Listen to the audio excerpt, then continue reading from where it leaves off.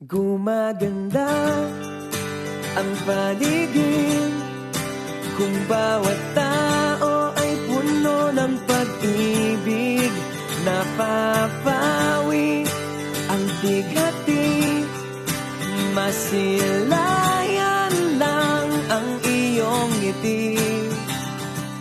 Okay gandang isipin ang isang mundong puno ng pag-ibig.